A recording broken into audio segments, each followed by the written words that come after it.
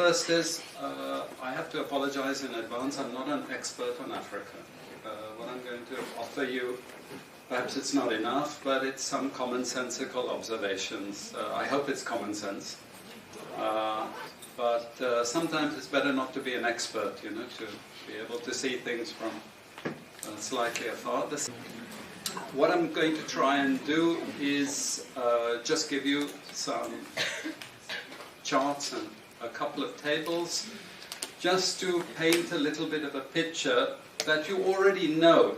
Okay, so what this presentation is fundamentally designed to say is this.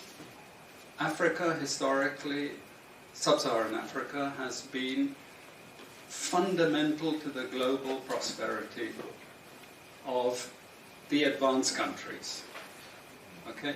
And Africa had a role to play. It has a role as a raw material producer. We will not allow sub-Saharan Africa to escape that. Okay, we do everything to keep sub-Saharan Africa where it is, also impoverished. It's absolutely vital for the prosperity of everyone else. So let's get clear about that. Okay, and this means all the economic structures, all the global institutions, and the economics we teach everyone is all designed to keep Africa exactly where it is. And whether it is Europe or US or now China, it's always the same. We need Africa to be impoverished because we need those raw materials and we need them dirt cheap. Okay, so that's the message. It doesn't mean to say that there's nothing Africans can do. Of course there is. Okay, but this is the opposition that they're fighting. This is what it's about. Because if Africa does do something different, I assure you living standards of all those in Europe and North America and Asia is going to fall. Okay? And that is a big price to pay. I assure you that the West is not going to allow that without a big fight. Okay, so this is what it's fundamentally about. What I want to show you is how these structures are operating. It's just 20 minutes, so we can't do very much, but just to give you a little bit of an idea. And why I keep the ideology part there is because we are part of the producers of ideology. At universities and academic institutions, we are complicit in this whole enterprise. Okay, so the job of many Western academics is to convince Africans they have to keep doing what they're doing. Okay? And to show them it's your fault that you're poor. It's not our fault. It's your fault that you're poor. You know? So this is what we do in academic institutions, and I want to show that as well. Let me just start. This is what it's basically about, so you know what it's about. But I want to just show you the extent to which Africa is specializing in the production of raw materials and basic agricultural goods. We know the basic forces that have caused this underdevelopment. We know it's colonization. I will not discuss that very much because my colleague speaker is going to go into some aspects of this.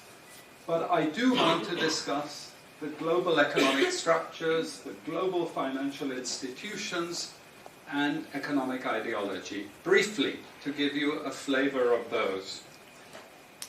Let me start with this. You can't really see it so easily, but if those of you who are interested, you want the PowerPoint, I'm sure we can make it available to you. But the thing that you really need to see is the top line. Okay?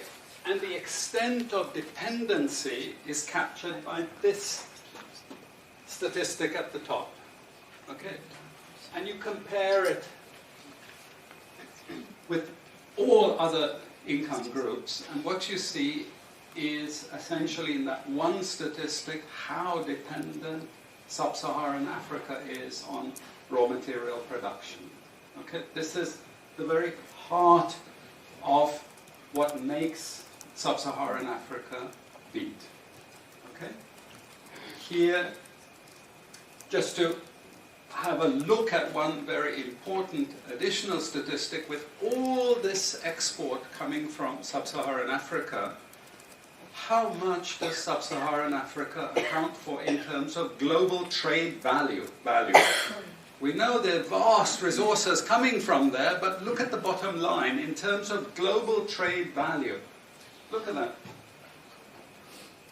0.5%, 1975, 0.95% going down to 0.1.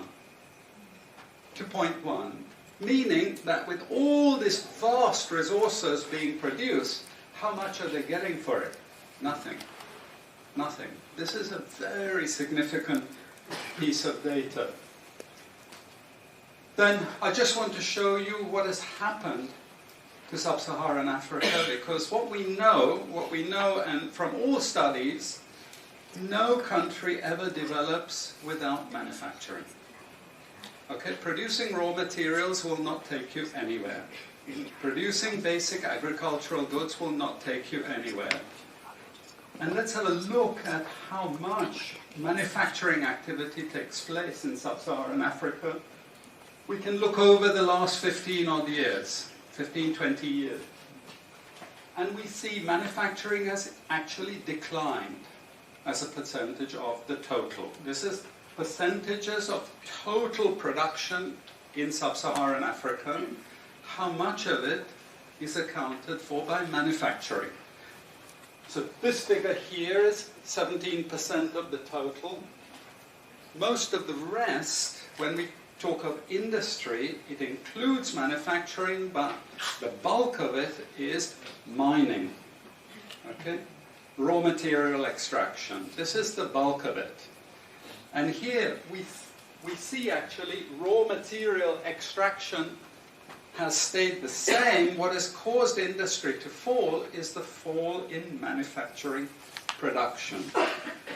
This is deliberate because we will never, as Western economists, as Western policymakers, we cannot afford to allow Africa to industrialize and start producing manufactures. Okay, so we will do everything to stop that. And I'm going to show you how we actually block that. It's obvious in certain ways, but it's less obvious in other ways. Now, we have actually seen periods of rapid growth in sub-Saharan Africa, misleading people, saying, oh, you know, we're now doing much better. And this has happened recently. Recently, I've had students come and tell me, we've done much better now. And you can see growth rates rose quite sharply in recent times. Now are starting to go again down. But if you look historically, the same thing happened earlier. Why? Because in these two periods, we had East Asian rapid industrialization processes. So in the earlier period, we had Japan and Korea and Taiwan. Okay, rapid growth, sucking in raw materials from Africa, driving up the prices, and then sub-Saharan African countries grew. Exporting raw materials, they grew. But after those countries finished industrialization, then sub-Saharan African growth rate again fell. Okay, but along comes China. Next wave. Okay, again, sub-Saharan African growth rises, but now China is going down. As many of you now know from the press, China is going down. But sub-Saharan Africa is going down even faster. And we're going to go back to where we were again, with very low prices of raw materials, very low growth rates, and again, the sorts of poverty that we saw once before. Because, bottom line, sub-Saharan Africa is condemned to this role. Just the supplier of raw materials, not a manufacturer. Very recent data showing emerging markets that produce raw materials against emerging markets that produce manufactures. And you can see now with the weakness in the global economy, it's the emerging markets, that's the red line. It's those countries that are suffering the most, the emerging markets producing raw materials. They're suffering the most. And here it translates into their currencies being butchered. Okay? The currencies are collapsing of these countries, and many of them are sub-Saharan African countries. Some of them are Latin American countries, okay, who also rode that same wave. They thought that raw material production was going to save them. But now they're facing terrible problems. And I'm sorry to say, it's just going to get worse in the next 2 years. It's not going to get any better. And this is what it does in terms of gross domestic product. It's the blue line you should look at. It's the blue line compared with the red line. And what we know is that blue line is really going to go down sharply in the next 2 years. Okay, so relative to the rest of the world, sub-Saharan Africa is going to suffer. Again, why? Because it's condemned to this raw material production. This is basically why. How is it condemned to that? Well, the first and most important is the economic structures. After colonization ended, we needed new structures to keep these countries where they were. Okay? And the first of those is aid. Okay? We give them aid. Aid for what? Actually, we give them aid to keep repressive regimes in power. That's all. Okay? We're not giving them aid for much more, except a little bit of infrastructure to make sure those raw materials get to the ports and are gotten out of the ground. But for the most part, we give repressive regimes money and power and guns to keep that system going. This is what it's fundamentally about. All the hypocrisy about transparency and democracy and bullshit like that, it's all bullshit. You know? And at least the Chinese don't enter into that bullshit. They say, we don't care about the whole political environment, we just give the money. Okay? And it's for raw material extraction, period. Okay? Number two, and this was a very important one, still is debt. I was telling some of my students today, was it today or yesterday, about Confessions of an Economic Hitman. Do you remember this? Have any of you heard of this one? Confessions of an Economic Hitman. It's a book written by John Perkins, who used to work for a very nebulous, opaque bank. No one had ever heard of this bank, but it was formed in the 1950s by the IMF, the CIA, and the American State Department. And it had only one job: to lend money to developing countries that were raw material producers in order to indebt them. Once you are in my debt, I control you. Okay? And this bank had 4,000 employees. But no one ever heard of this bank, you see. But it would go to country after country offering loans. And if the president did not accept the loan, they were killed. And he gives 2 examples of presidents who were killed when they did not accept the loan. You see, the lending is also very important to trap the country. It's very important. It's part of that process. I teach in Suriname. And Suriname in recent times had a huge foreign exchange reserve. So big they didn't need to borrow money. And then one of my students, who was very high up in government, he said, you know, the IMF is trying to convince us to borrow money from foreigners. Why? I thought, duh, you know, sorry about this, but, you know, this is the game. And in the end, Suriname did borrow this money because the IMF said, if foreigners lend to you, then everyone will think Suriname is such a strong economy that foreigners are interested in lending to you. You understand? Before Lula came to power, you know, the previous president in Brazil, Cardoso, his predecessor, took a gigantic international loan. No necessity for taking the loan. Why? Because once I catch you with the debt strings, I hold you forever. You are my prisoner. Okay, so debt has been this huge spider's web which has trapped sub-Saharan Africa and keeps them held there. Aid, debt. We have a third structure which is again not known by many people, but it's something that was put in place and continues to this very day, with no one discussing it. No one says anything about it. It is monopoly buying structures. This is for all raw materials and basic agricultural goods produced by developing countries. There are only 4 or 5 Western multinationals that buy all those goods. And they collude between them. So if you take any major product, these Western multinationals, they collude between them. Even if we go down to banana production, we had a PhD done here at the ISS, and the person showed that the 4 or 5 major multinationals, they collude, and in order to make sure their control is total, what they do is they force all the producers to produce the same uniform banana. You know, the crap you buy in the West and has no taste at all. You go to any developing country, you know how a banana tastes, don't you? There's so many of them, lots of varieties, but we only market 1 or 2 types, so we have control, you see. If you don't produce at the price I want you to produce, I go to the next country.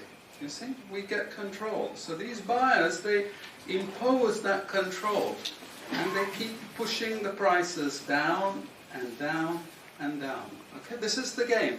No one says anything about it. There are no commissions of inquiry to say, this is illegal, what you're doing. The WTO has nothing to say about this. But sorry to say, you know, if banana prices rose 10 times, especially for people like me who love bananas, okay, I protest. I like my living standards. Okay, it's the same with all the other raw materials, you see.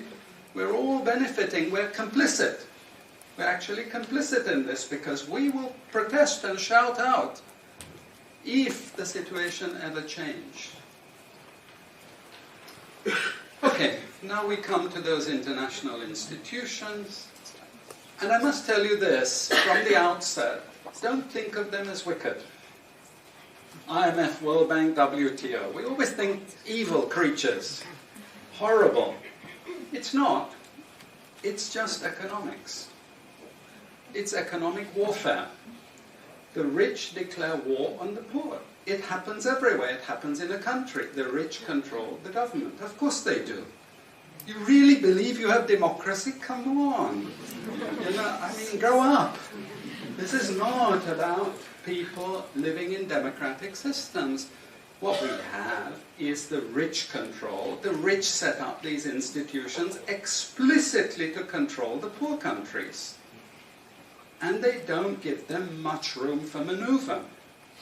Which incidentally, when the IMF starts talking of poverty alleviation, you should also understand that there's another game there also starting to play, which I'm going to come back to later. But what do these institutions do? What does the IMF do? What is structural adjustment about?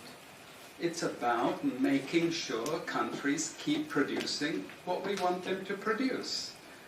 We make sure they have recurrent balance of payments problems. You notice these countries never get out of balance of payments problems. You notice that? Whereas countries that never took IMF support are always out of balance of payments problems. But the countries that are continuously getting advice and support by the IMF, they're always in balance of payments problems. Why? Because that's the way we keep our stranglehold on them. And that's what we have done. We have done, the IMF and the World Bank. And they've also done something very, very important. And that is they have destroyed the self-sufficiency of these countries. Colonization started it. Okay? One of the most important things is we destroy food self-sufficiency. Okay? And the World Bank continued it. They forced most countries to eliminate all food subsidies and food support. Okay? Because once you don't produce your own food, I increase my control over you. How do we know this? Well, very funny thing happened some years ago. Not so funny, actually. It involved starvation of a large number of people in Malawi. Okay? Many of you could remember this because it was really tragic. But the Malawian finance minister, who was under terrible threat at the time, suddenly broke ranks and he said, well, you know why we had this famine? Because one of the conditions of the loan given by the World Bank was we destroyed all our grain surplus stocks. Why? Because remember, we want you dependent. 1970s, the US Senate, the US Congress said, we will not allow Latin America to produce their own food. We will start a strategy involving the IMF and the World Bank to destroy food self-sufficiency of Latin America. Then they will indeed be our true backyard. And that's exactly what they've done. Look at all the Latin American countries. Look at them. They used to be food self-sufficient, but they're no longer food self-sufficient. Now here comes the kicker. This is the beautiful part of it. I congratulate them. You know I admire them because they do it so well. Okay? I know it sounds really perverse. But we have now in the WTO something called the Agreement on Agriculture. Okay? You know what that Agreement on Agriculture states? It says, if you don't have any subsidies, you're not allowed to put these subsidies on food. But if you have subsidies and income support for food production, you can keep them. Who has all the subsidies and income support? US, Europe. The largest budgets in the world for supporting their farmers are Europe and US. But the World Bank and IMF have destroyed all those subsidies. You see, all those subsidies have been destroyed. And now we're telling these countries, you don't have subsidies? Tough luck. You know? You see, we're keeping them dependent. We're keeping them on a string. I have 5 minutes, so I have to be choosy about what I say next. We have lots of examples in the WTO to really stop Africa industrializing. This is the crucial thing. We cannot allow them to produce manufacturers. It's not difficult. Trust me, it's not difficult. We need nationalist governments. We need them committed to industrialization, and it won't take them a decade to move out from where they are. This is the fundamental point. It's not difficult. But this next round of the WTO is designed to block that. If we had time, I would go through all the different things that they're trying to put into place to block anyone else getting on top of the ladder. You've read this book of Hajun Chang, Kicking Away the Ladder. You see, when we become rich, we make sure the others can't climb up the ladder and join us. Okay? And this is what this next Doha round is about. It's to make sure, especially sub-Saharan African countries, do not escape. Since I have about 3 minutes left, I'm going to go to this economic ideology thing, because this is important for academics. You see, we teach, in many cases, garbage. And it doesn't hurt anyone, a lot of this garbage. You know, it's just blah, blah, blah, blah, blah. And we don't know what we have learned, but anyway, we were there at the university and you got a certificate and you go away and you feel you've learned something. But sometimes we teach very destructive things. And no more important than when we're teaching people from developing countries. Okay, and one of those very damaging and destructive things is the doctrine of comparative advantage. It's a lie from beginning to end. It's utter crap. It has been decimated many times, but we keep it in every curriculum. Why? Because it tells sub-Saharan African countries that their destiny is to produce raw materials, you see.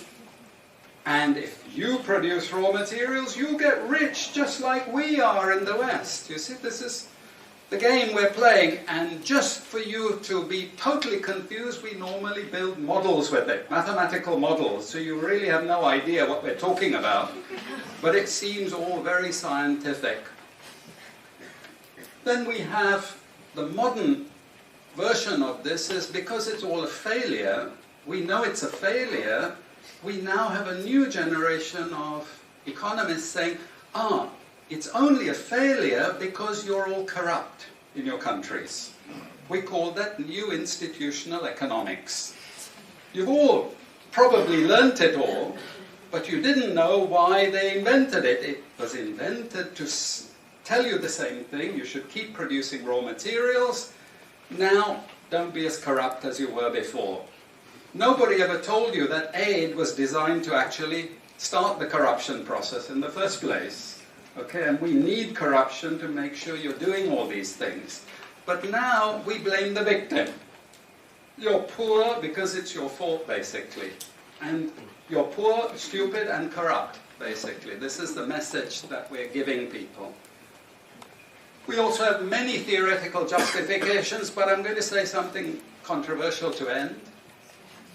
And she's happy that I'm ending because she has to discipline me.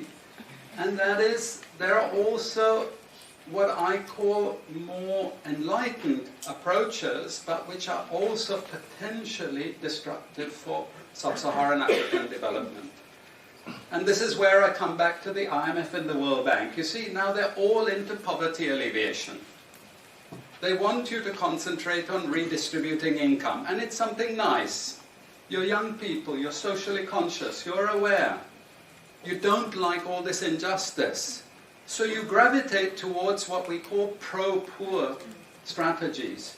But actually, I'm sorry to tell you, that is not what Africa needs. Africa needs aggressive industrialization. When China was a communist country and we had equal distribution, who feared China? Who took them seriously? They weren't even the size of the Netherlands. But today, I can't open an internet site, I can't open a magazine, I can't open a newspaper without China, China, China, China. And we know what has built China is not socialism or communism, it's capitalism, guys. It's manufacturing, it's production. This is what creates employment, this is what created jobs. I'm not pro-capitalist, but this is the reality, and unfortunately, we're now going to get caught with the good cop, bad cop. The good cop is now IMF saying, oh, you must concentrate on poverty reduction and income redistribution, as long as we can take you away from industrialization. This is the crucial thing, you know. I leave it at that.